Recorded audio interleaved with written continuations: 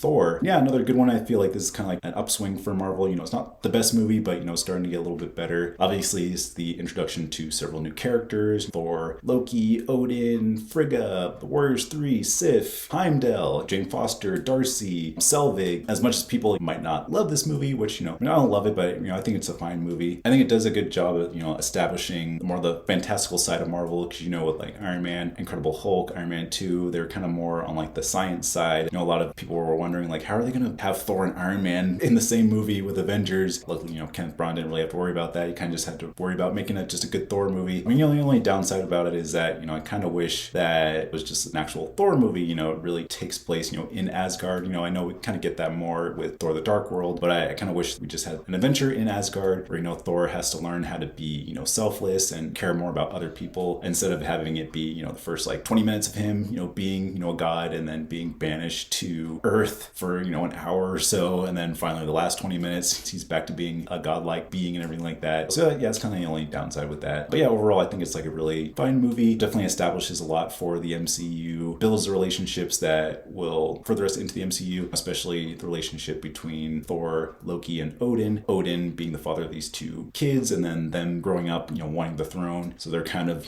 being bred to oppose each other. I also enjoy Tom Hiddleston's performance as Loki. He could have been like the stereotypical mustache twirling villain, but I'm glad they kind of gave him more empathy. Plot twist is that he's actually a frost giant who was taken from his home and then raised by Odin, and the only thing that he wants to do in life is please his father. One of the things like getting rid of Thor, because obviously Thor is very much a danger to Asgard, as we saw in like the opening scene where he almost incites a whole war. But yeah, I'm glad they gave him more empathy and kind of give him more of a motivation for when he eventually does become the villain in Avengers. All he wasn't wanting to please his father, and then his father at the very end is like, no, Loki. When Loki tries to take over Asgard after Thor's been banished, and then Odin's been put into Odin's sleep, tries to wipe out Jotunheim, and then eventually tries to wipe out Thor. So yeah, we definitely do get that empathy, and then that kind of sets the stage for Avengers. I kind of wish that Loki actually died, but that'll become a theme as the movies go on, of like Loki coming back from the dead several times and causing more chaos. So he kind of dies and then kind of comes back at the very end, where Nick Fury is inviting Selvig into S.H.I.E.L.D. and then reveals the Tesseract, or the Cosmic Cube, which ends up being the Space Stone later on for the Infinity Stones. And Loki's kind of taking over Selvig's mind and saying like, oh, well, that's worth a look. So we kind of get that whole establishment of how Loki's going to play into Avengers, and how Selvig and how Nick Fury are going to play into the Avengers. So yeah, overall, I think it's an essential movie. It's definitely not the best Marvel movie, but there's definitely a lot of essential elements in this movie that kind of lead us into future Avengers movies. So I give it a pass for that.